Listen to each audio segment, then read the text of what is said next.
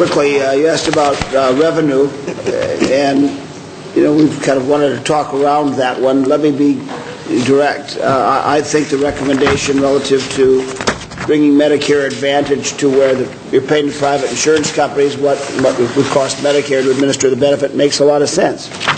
We've got a problem trying to get access out there, trying to get coverage out there.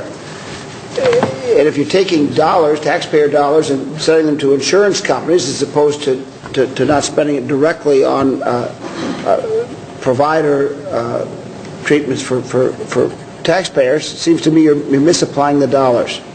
And so there's tremendous savings as the budget reflects relative to Medicare Advantage. I've got nothing against insurance companies. I just think those are dollars that don't make a lot of sense in the scheme of things relative to the priorities of what we ought to spend taxpayer dollars on. We ought to spend them on people, not insurance companies.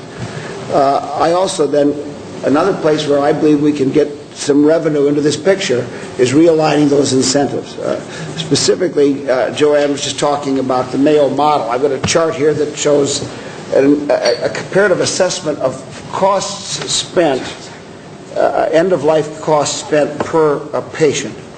Mayo Clinic comes in a little under $3,000, and it compares to several other places I won't name. The highest one's $10,000. $7,300, $6,600. I mean, double, triple the cost of Mayo. Now, out in North Dakota, we think Mayo Clinic's a pretty fancy place with an awful lot of bells and whistles. And yet, it is a third about what these other places are because they're much more volume-driven in their reimbursement. It gets back to the incentives issue.